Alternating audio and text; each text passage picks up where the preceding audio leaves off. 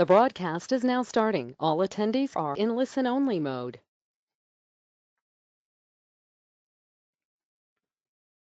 Well, good afternoon. I'm Frosty Walker, Chief Information Security Officer for Texas Education Agency, and welcome to a special edition of the Cybersecurity Tips and Tools. Today, I'll be presenting with Melinda Dade, who has been named as the Interim Chief Information Security Officer at Texas Education Agency. As many of you know, I am retiring at the end of the month. So if you've not had an opportunity to meet Melinda, you will get to at least hear her talk today. Melinda has been my lead analyst here at TEA for the last 6 years. Prior to that, she was with a federal agency based out of the Washington area. So she comes with a vast knowledge of cybersecurity and a very good background. So we want to welcome her, and she'll join us momentarily. Today, we're going to talk about cybersecurity challenges in the remote workforce. As many of y'all know, we are facing some unprecedented conditions in the work environment, and we felt like that this would be an opportunity to talk about how we can address some of the cybersecurity challenges working with the remote workforce.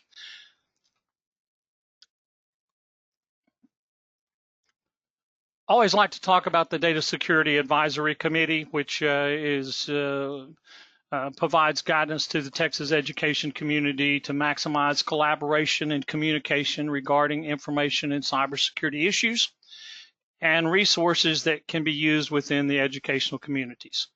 And today is a great example of what that Data Security Advisory Committee, one of its mission is to share information with as much of the Texas education community as we can, K through 12.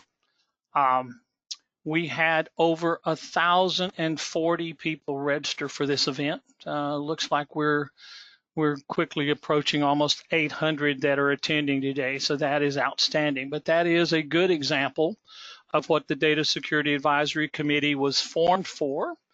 It is both diverse in size and geographically dispersed across Texas, and willing to share some of their needs and ideas to help provide solutions for everyday cybersecurity issues within the Texas education communities. For those folks that sit on that committee now, I want to take this special opportunity to say thank you very much for your time and efforts. That the DSAC, as we call that, meets monthly. It's set up as a 1-hour webinar or a video conference, and we talk about what the educational community is seeing in some of the cybersecurity issues that you're facing every day. And then it is our goal to try to address those issues, and we post that information in our portal at the Texas Gateway under Cybersecurity Tips and Tools. And that Texas Gateway is at https:// https://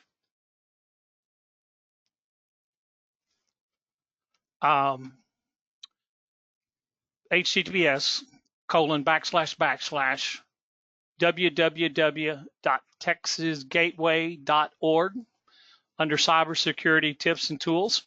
Actually, I just checked that website a few minutes ago and checked with our webmaster, and that website is active. So if you've not gone to that website in the past, please feel free to do so. All of our webinars are recorded and are posted there at this site, along with other resources that we've shared. So if you've not visited that website in the past, please take an opportunity to take a look at that under Cybersecurity Tips and Tools. So today's webinar is being recorded. I've had several questions about that. Would somebody please drop me a note and let me know if the audio and the video and the visual looks fine, and questions, please?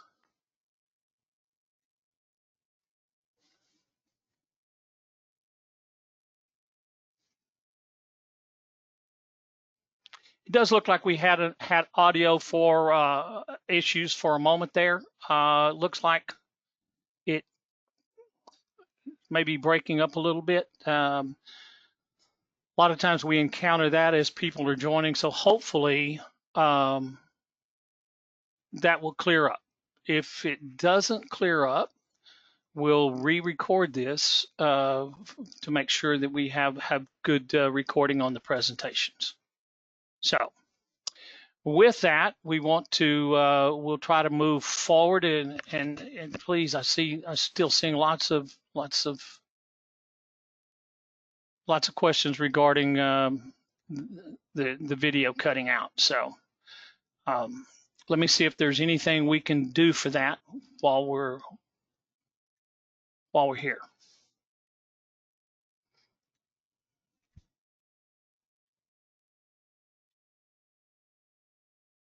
Okay. All right.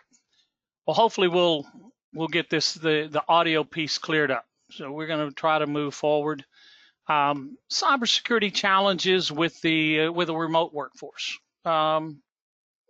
You know, we've not looked at, particularly from a school standpoint, about a lot of remote work in the past, and suddenly we're potentially looking at presenting content via the internet and via video. So we have a lot of new challenges in front of us. Must understand and try to address those challenges associated with a mobile workforce. It doesn't make any difference whether you're a large district with multi-million-dollar budgets. You're going to face a lot of the same remote challenges as smaller districts, but the smaller districts may even see it as a larger problem due to the fact that we're working with limited budgets and limited resources.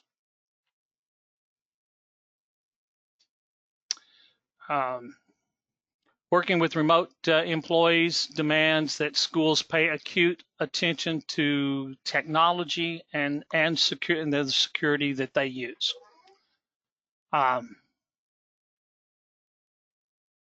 I do apologize for some of the audio issues that we're having right now. We're trying to see if we can get those cleared up. I apologize for that.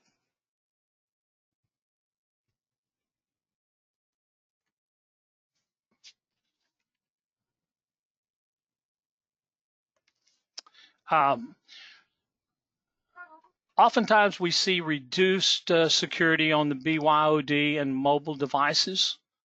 Cybersecurity is no longer just a challenge. It is a constant threat. In a landscape like this, when we're looking at remote work, the complexity is doubled, sometimes even larger than that, because data is moving outside the contents of the office. So, when employees work remotely, they're often using their personal devices, public Wi-Fi, which can expose potential sensitive data to several other vulnerabilities, and that poses a major threat for data security. Data security is a huge liability with remote employees, and one that needs to be dealt with a top priority.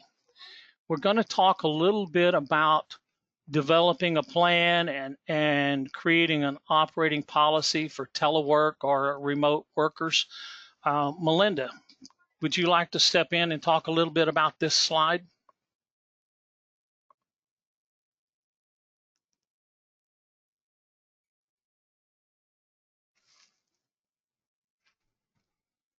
Well, I may have lost Melinda there. Okay. Well, since we've been having problems, we may have lost her. So when you develop an operating policy for telework and working remotely, you need to clearly define that in writing. You want to establish eligibility, who's eligible. In the case that we're facing right now, most users are indeed eligible, as they're not able to go into the workplace. You want to talk about establish schedule guidelines, availability. When is someone going to be online? Your work hours, those are important to establish those guidelines. Responsiveness. So when someone is trying to, trying to get a hold of someone remotely and you can't get a hold of them, it's very frustrating. So you want to establish some of those basic guidelines. In addition, you want to talk about productivity measurements, how you're going to establish and how you're going to measure productivity. You may do that by having video or conference calls and talk about how projects are going and those types of things. And you want to talk specifically about equipment. You want to establish guidelines for equipment standards, and particularly when we're talking about uh,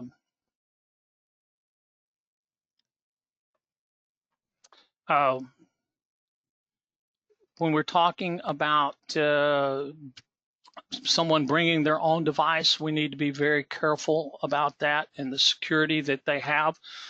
Most of us are very aware of the types of equipment that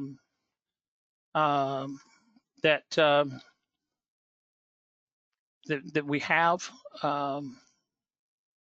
that we want to have, and people are using those particularly when we're talking about mobile devices, smartphones, tablets, those types of things.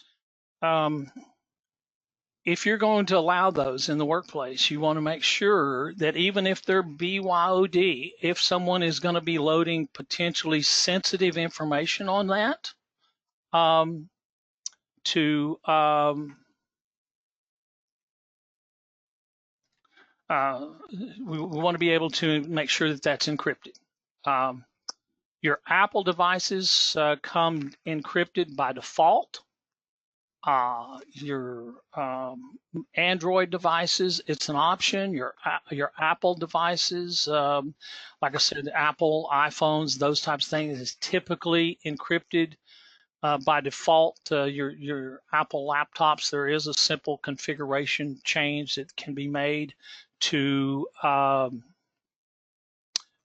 make sure that's encrypted. But when we're talking about equipment, if someone is potentially going to be accessing sensitive information with that, we'll let them, we want to make sure that that data is encrypted.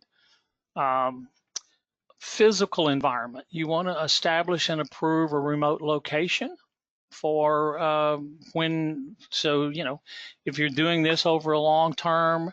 I know that we actually require our employees to do a schematic of where they have a desk, where they have their equipment set up in their home, just so that we know that they have an environment to work in. You want to make sure that the security of that, the physical security, certainly, whether it's a district-owned device or whether it's a personally owned device, that they're taking proper care of it physically, make sure it's locked, taken care of when it's not in use. If you're going to use public Wi-Fi, you're going to want to recommend that they use some type of virtual private networking or tunneling that would protect that data. You want to make sure that they have a current copy of antivirus on those machines, particularly if they're handling PII. So those are some of the things that you want to include in your operating policy in developing a plan for your workers.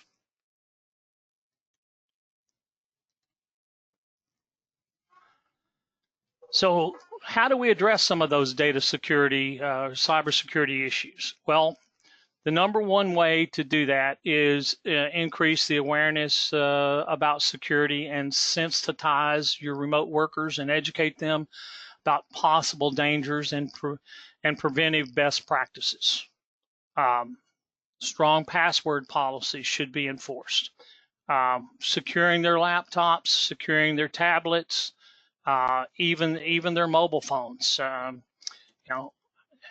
In that policy, you probably want to establish a period of time that they need to contact you if one of those devices is lost. so that you'll know that we have a device that potentially may have had access to sensitive information that's been lost, and that it's been encrypted. So that is some of the things that we want to look at. Um, if the school has laptops that can be designated for the remote workers, and then we recommend that they certainly do that, and they can secure that themselves, the schools themselves, by putting authorized antivirus and security software on those devices, if you have those devices available.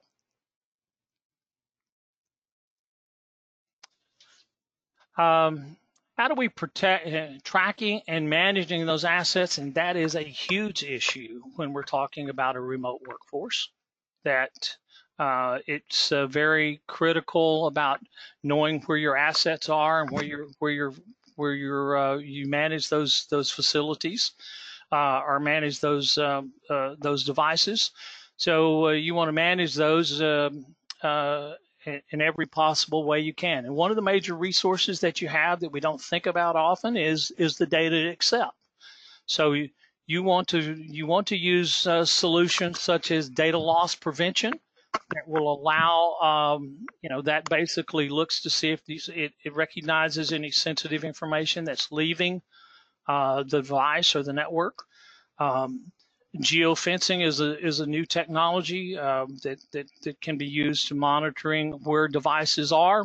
Predictive asset monitoring, help desk, and ticketing systems that can be used to better handle those asset management needs. So we have to take a look at all of those things and how to manage those resources.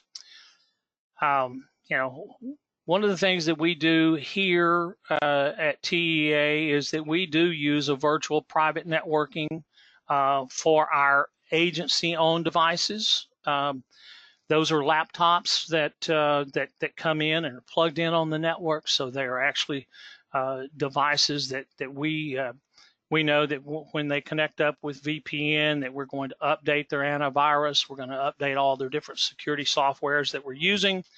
So we allow them to connect up through VPN networking. I think today we probably have about over 700 people connected up VPN, as we are almost 100% remote during this crisis time. So we have about 700 employees that are working on a virtual private network. And we also have users that may be using personal devices that don't have laptops. They have desktops here. So we're using another product called Citrix that allows those users connect up to or give them remote access to their desktops. The basic difference between a VPN is that it allows straight access behind the firewall. Don't necessarily recommend you allowing that with a personal device, because you don't know, you may not have as much control over that personal device as you do a district-owned device. So that's why we use two different types of remote access. The Citrix basically works more like a browser that lets you see those things, but it doesn't actually create a network and connect up to the school net behind the firewall. So those are a couple of things that you might want to think about when you're looking at your networking access. Another issue that we see oftentimes with a remote workforce is inadequate backup and recovery of systems. So in case of accidental data loss, remote users using their own devices may not have adequate backup and recovery options. That even comes more pronounced when they're remote, and particularly if they're using the same device at work as well as their personal device. So they're mixing personal and school data, potentially exposing both of those to different vulnerabilities. So you want to take a closer look at those.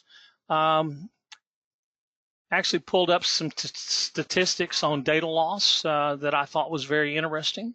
Data loss is the number 2 threat to cloud security. 32% of the companies surveyed by this company, KEP, said that they had lost data from the cloud. 60% of the companies that lost data will shut down within 6 months of the disaster. That's a pretty staggering number, that 60% of the data companies that lose data will shut down in 6 months of the disaster. 20% of small to medium businesses will suffer major disaster caused by loss of critical data every 5 years. 70% of business have experienced or will experience data loss due to viruses, disk or system failure, or some other disaster. 30% of all businesses that have a major fire go out of business within a year, and 70% fail within 5 years. 93% of companies that lost data for 10 days or more file for bankruptcy within a year, and 50% file within bankruptcy immediately. So those statistics can be rather staggering, and so we want to take a close look at how we address data loss, particularly with data loss and backup recovery. So one of our options, if people are using their own devices, you can have their employees create a local backup on their laptops or a personal device. They can use a USB drive or some other type of device to create a backup so that they do have a backup. A little better solution would be to consider providing them a centralized data backup and recovery program for remote devices carrying critical school data. So if you know that you have someone that's carrying a laptop, if you can connect it up to the network and back it up on your network, that's fine. If you can't do that, there is a multitude of vendors out there that provide backup sources and encrypt that data in the cloud that would help solve that potential problem. So there are plenty of those software as a service providers offering backup solutions that can be customized for schools and other businesses to effectively cover your backup needs for your remote users, whether that's a single account, multiple accounts. The most important thing is some way we need to address how we're doing backups and recovery for potentially devices that have sensitive information. Theoretically, your best policy is not to have sensitive information on mobile devices, but in these unusual circumstances, you may. So you want to take a look at how you're going to back those up and how you're going to potentially recover that information.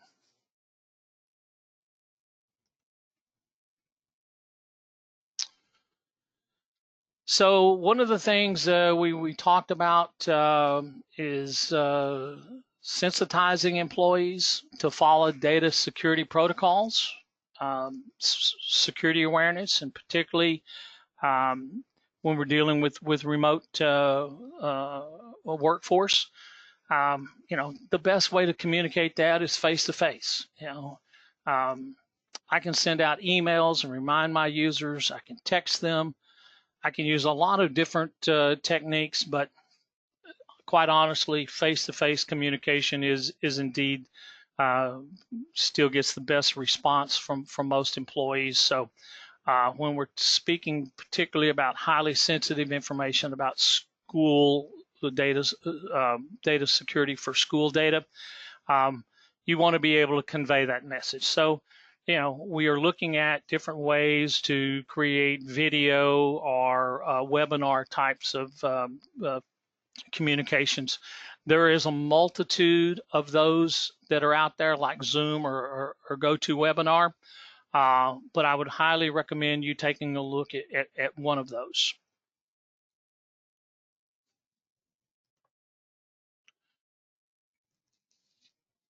So we're gonna wrap this up. We're gonna cover some more tips in just a little bit, but we wanted to allow plenty of time today for questions. So we'll open up that screen here in just a minute for questions. But one of the things we want to talk about, we've covered some of the major challenges that we face in dealing with borderless workforces, employees who access information from personal devices. Um, you know, now that you know some of those challenges, the important thing is we got to buckle down and try to work through this. And that's a key.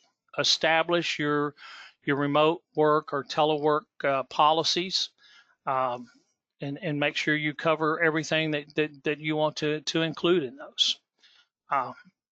Spend the time and the money to invest in security. It can be the best investment that you make. Sensitizing your remote workforce about the challenges that we've talked about, and get them to join in the fight and tell them commuting a bigger success. Makes that should be your number one priority, is covering with your workforce the issues that you feel are based around security awareness when they're working remotely. Melinda, were you able to join us yet again? Can you hear me now? We can hear you now. Yes. Oh, wonderful. I know there's quite a few people joining the call earlier, so I think we missed a few. Yes. Yes, if you'd like me to cover these few slides. Yes, please. These are just some tips that you might want to share with your users or even your students, just to help protect the endpoints that they're using, especially if you're giving your employees access to district devices. This will be especially important, but make sure that you especially remember to tell your employees that they shouldn't be entering in their credentials on any website unless they have verified that URL actually belongs to the organization they're trying to log into. And you might even want to put a list of official district emails or different tools that you guys use that they would be entering their credentials in, so that they know to look for those specific URLs. And even if the page might look similar to your school district, they need to still go in the browser address and make sure that it matches up. During this time, there's going to be a lot more concerted effort from hackers to send out phishing emails that are going to be targeted towards your schools even, or towards the industry that we're in. And we just really need to be vigilant and have our users also stay on top of that. They can also, when they have emails or documents that they have links, you can remind your users to hover over the URLs and check to see where it's actually going, and if it matches the content of the email, if it matches, expected URL that they were anticipating to need to go to. And a lot of times, phishers will they'll put maybe an official URL looking name at the very, very end of the URL, but what your users need to look at is at the very beginning and see where that first domain is that they're going to. And that's going to be the biggest indicator for where that URL is going. And they need to make sure that that matches up with what the work that they're actually trying to do. When they receive the emails, they need to look at the from field and make sure that it's a known business partner or it's the official school's domain. So whatever your school is at .isd.net or whatever that is, they need to be looking for that. And because sometimes these hackers are able to make emails look like they're coming from Susie when really it's coming from Bob somewhere in some other location, but they just try to put that person's name there. They need to actually look at the actual email address to make sure it is a legitimate email address that they should be expecting it from. And then this is a really big one for if a vendor is trying to reach out to someone in your organization, make sure, especially if it involves money, make sure your users are aware that they need to make sure they verify the phone number with a known source. So going out on Google and finding that legitimate business and finding that contact information that way, or going through the list of vendor contacts that you already have and using those phone numbers, not the phone numbers that are provided in emails. Because sometimes there's folks that will send emails out and they will include a phone number and pretend to be a vendor that they actually are not. And that's very important. I know we've had a few different situations where people were contacted that way and ended up sending off money to those people that were providing that phone number, even though it wasn't the official vendor. It was a criminal trying to get money from them. So have your users check those phone numbers and verify it against an official source somewhere before they respond back. And you can move to the next slide. Yes. Here we go. And then also, it's just really important, especially now, to make sure your users are not opening attachments unless they are expecting that attachment. It is for their job and is something that is mission critical for what they're doing. If it's just out of curiosity, recommend that your users either pass it along to a inbox that you guys have set up that can be for questionable emails. If it makes it to their inbox and they don't know what to do, they can send it there and someone can review it and let them know whether it looks fraudulent or not. But really important to not open attachments unless you are anticipating receiving that attachment, or you can verify that the sender with the right email address and that you would actually expect something from this person, even if they're a legitimate user in your organization. They need to be watchful because it's possible even for an account to be compromised and then they try to send out attachments or links. So even making sure that it's work related, it's another person in the organization that they would typically do business with and would open attachments from. Unsolicited attachments should be checked with out of that stream of communication, a phone call or something like that. Especially, I know some really popular attachments are, document to, or they will provide a proposal or a invoice. Those are really ones to be watchful for because that's a lot of the ones that criminals will use as malicious attachments. And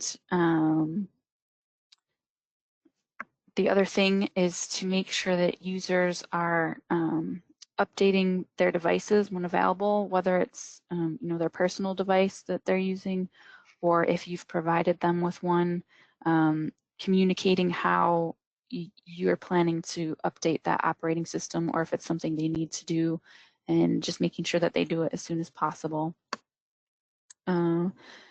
And I think I already mentioned this, but it might be a good idea to have someone that is the designated person that employees can send questionable emails to just double check if they don't trust it, to verify it, and to help teach them in the process of what is an acceptable email and what is fraudulent. They're pretty tricky these days, so but hopefully the tips above should have helped most users be able to determine that. And then you might want to remind your users and reference some of your operating procedures, such as acceptable use or cloud computing policies. If you have any telework policies, just remind them of the importance of that while they're in this new stage of working remotely. And Rusty, I think I had another slide. You do? You go. Maybe two. I have two more at least. You do. And this is a little sort of an adaptation of something that we use here at TA for policy. And just wanted to share this with you in case you guys either need help building your policy or you just want to use this as a reminder for your users. But it's important to remind your employees whether they're using district equipment or whether they're using personal equipment to make sure they do the best they can to safeguard that equipment and that data that it's stored on that equipment. So when they have remote access, the device they use should be supported with up-to-date operating system and software patches. No other people should be allowed access to that device while it's being used to process and access school information resources. An exception might be if you have a help desk and they're remoting into that machine remotely to handle anything that needs to be done. They shouldn't be extending their network to a third-party network. They should just be obviously using the methods that you guys have provided to your district's network and to your various systems that you have your employees log into. One of the things that wasn't on here, but I was going to mention earlier when my sound wasn't working, was just keep in mind whether employees have admin access or not, and whether they do or not, what is your desired policy for them? Should they be able to install software, make additional accounts on those devices? Those are things you need to determine and then communicate with your users. Also, cleaning the devices, especially now with people really making an effort to clean up any germs or anything. If you are giving your district devices out to people, you're going to want to share with them proper care and cleaning of it so they're not ruining the equipment. Using an antibacterial cloth and just wiping it off with, a microfiber towel or something like that. Those are really good solutions. And you're going to also want to handle if your equipment is broken, how the user should handle that if something on there stops working or is broken. And you can move on to the next slide. Okay.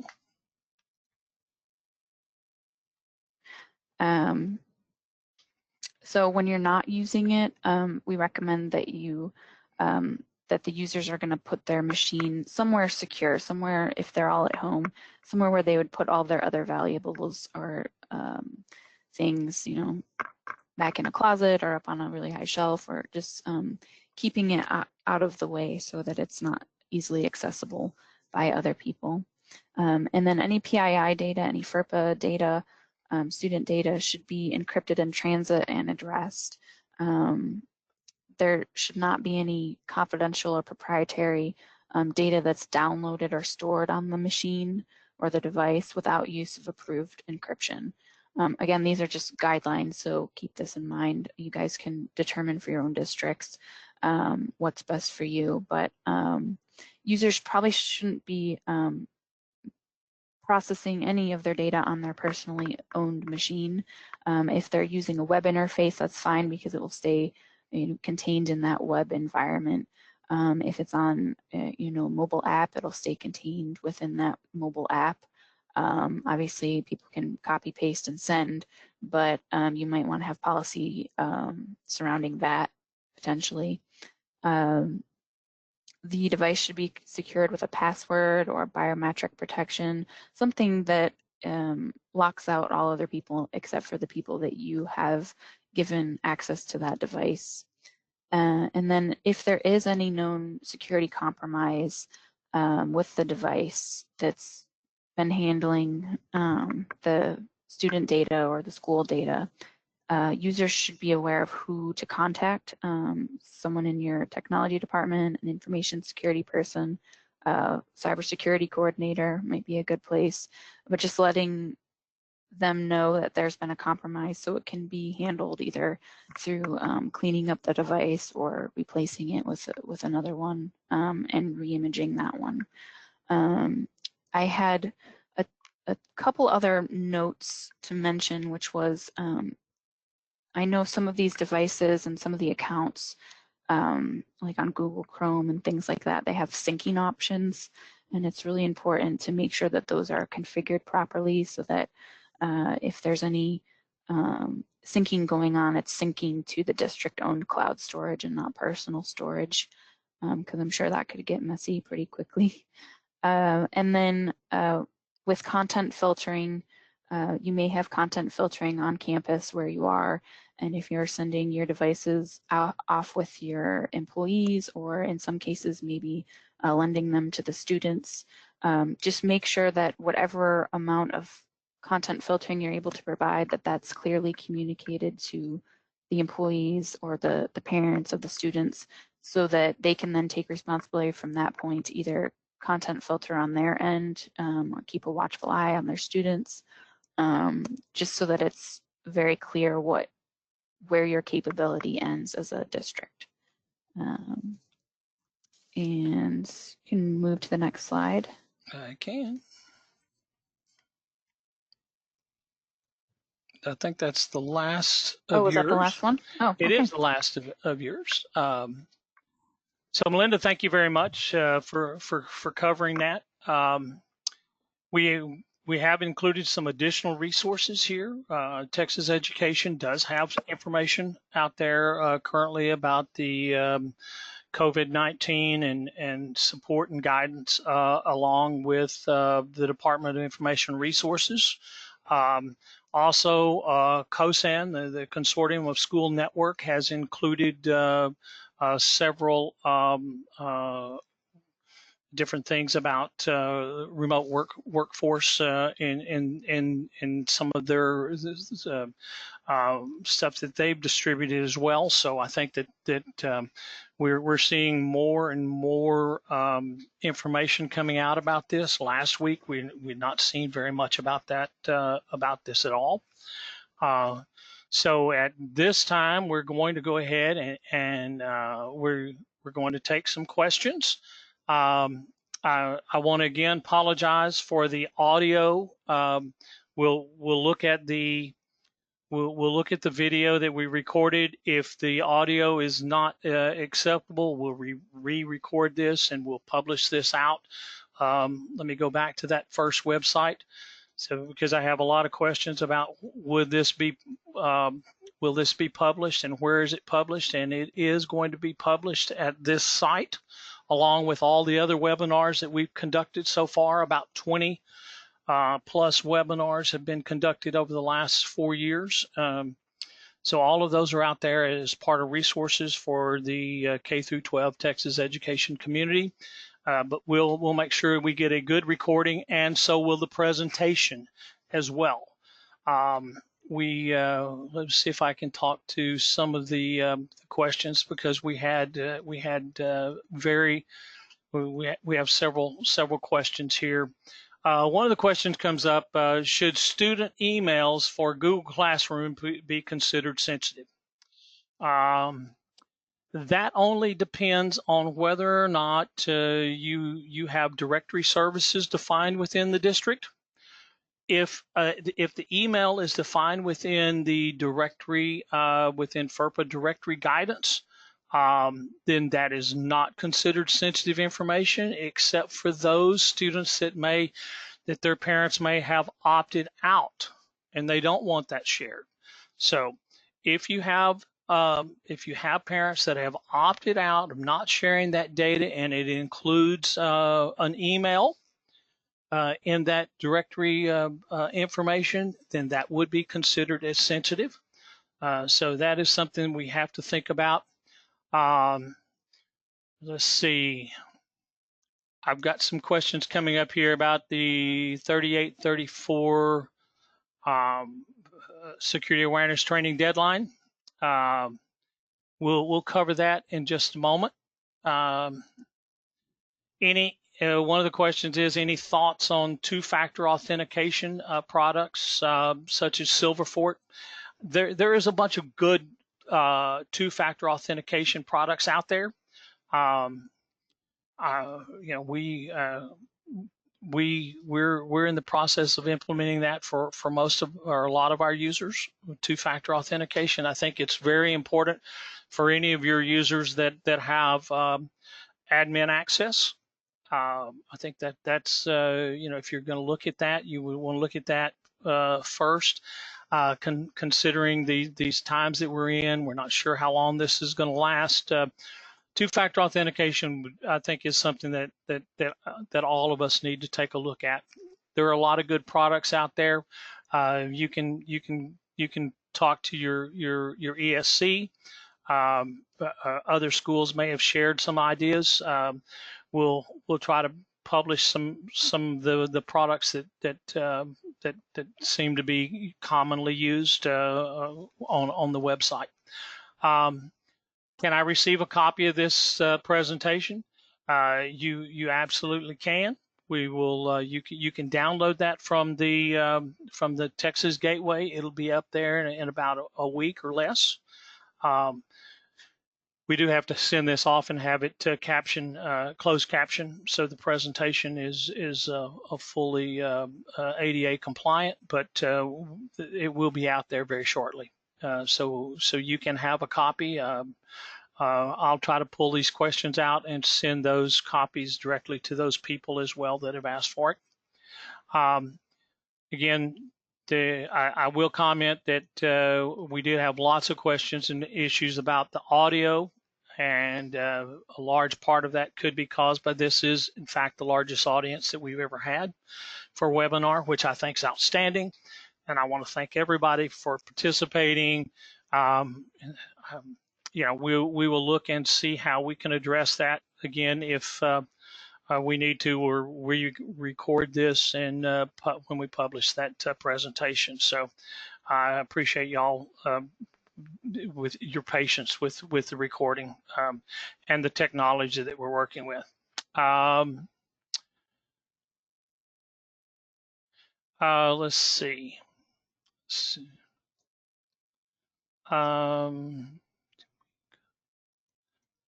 Reading through some of these.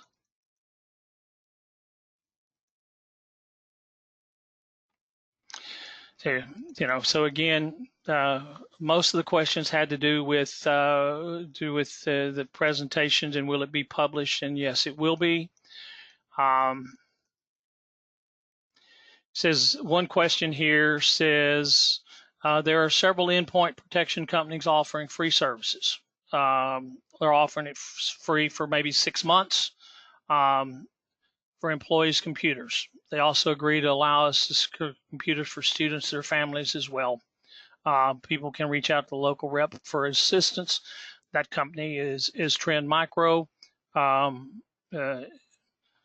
Is this a great way to protect our workforce, students, and community? And you know, we certainly appreciate the vendor community. We've had a lot of vendors that have reached out and are offering free internet connections, free hotspots, free service for anyone that has students at their house that are not in school right now. So the vendor community has really responded very well to this this environment that we're in. So we want to thank them very much. You know, all I do is recommend check with some of your counterparts. You know, check with your ESCs, see what they're recommending. You can check with some of your other school districts and see what they're doing as well. Someone has asked, is there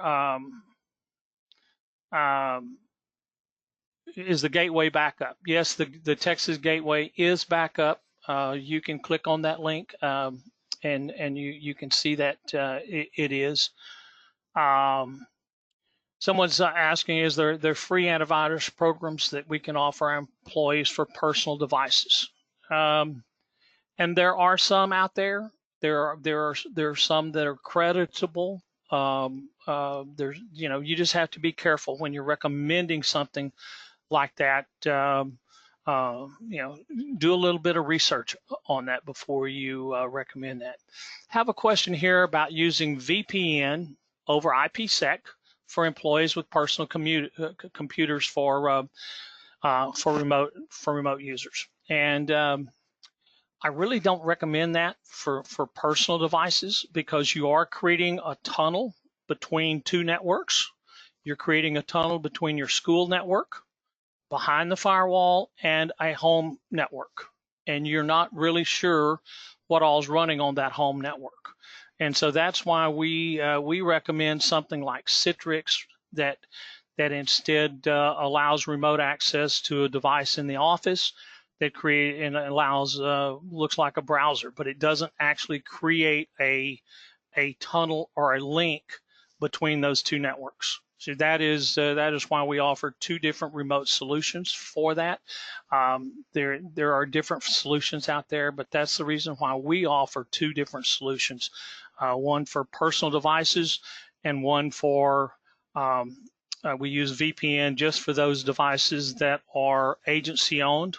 And like I said, we have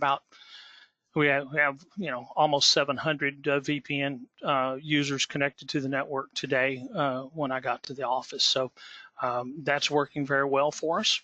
But I would recommend that you take a look at that before you bridge two networks together. And Frosty, I had one little thing I wanted to share. Yes.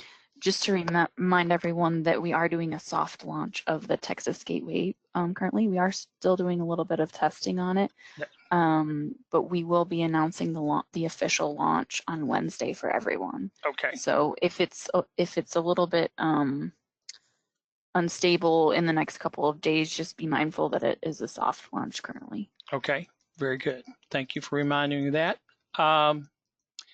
Yeah, I've had several people request for copies of the presentations, and we'll get that. I had questions about who is providing hotspots for students. Actually, I saw a news article on that. So several of the carriers some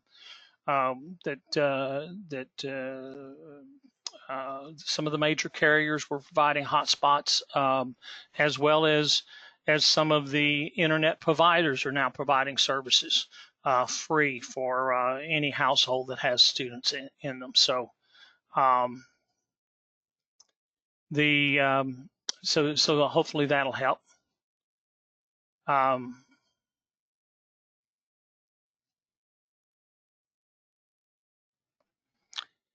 Here's a question that says, is there a cybersecurity email template that we can send out to our staff?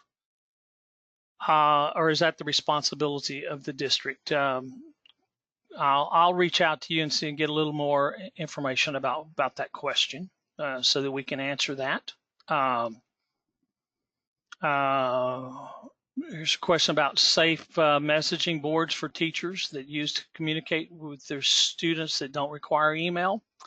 I'll reach out to some of our educators and see what they recommend on that, and we'll post that with the answers for this. Now,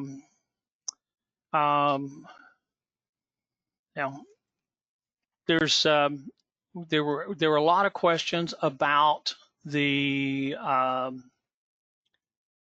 let me get back to where I was. I apologize.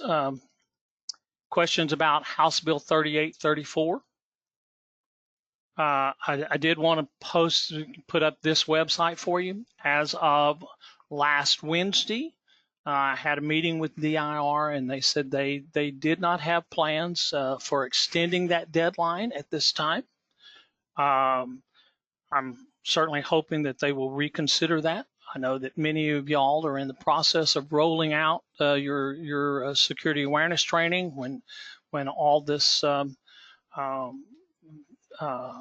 happened, and we're sending workforces home and closing schools for a longer period of time. So hopefully we can, we'll continue to work with the IR and see if they would like to see if we could get them to extend that period of time for that, or how they want to handle this, because that deadline is quickly approaching, and we're trying to work with other issues that are more important, such as delivering content remotely for students, as well as for our employees.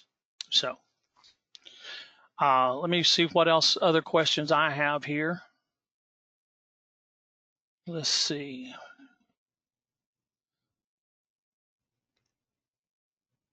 Okay, for community members that have no mail access and only be accessed by phone, is there a secure way for teachers and staff that can reach out to them by phone without giving them a personal phone number, such as a legitimate number masking application that you recommend? Oh, I have not thought about that question. We will, again, we will reach out to some of our resources here to see what we can do with that. Had a question about the House Bill 3834 enrollment for charter schools, or charter schools exempt. Charter schools are exempt from that. They are not included in the definition of local government. So at this time, they are exempt from that. So I wanted to make sure that we got that message across. There are a lot of folks that are saying they're using Google Voice that allows you to get a phone number and texting, and I see a lot of people responding to that. We will incorporate that into all of the answers.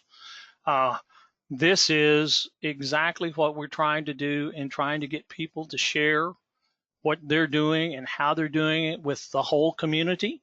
So thank you very much for sharing these are certainly unprecedented circumstances that we're facing, and we appreciate everybody and all of their thoughts that they're sharing. So thank you all again today for being a part of this webinar. Let me see if I've got any other questions that I see we can address here.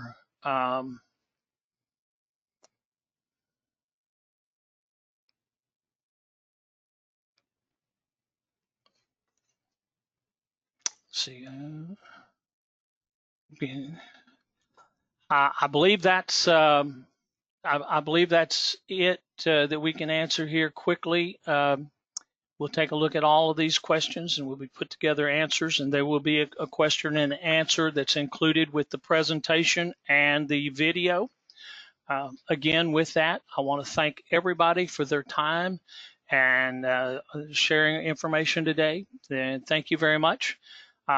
We will talk to y'all sometime in the future. Have a great day. Thank you.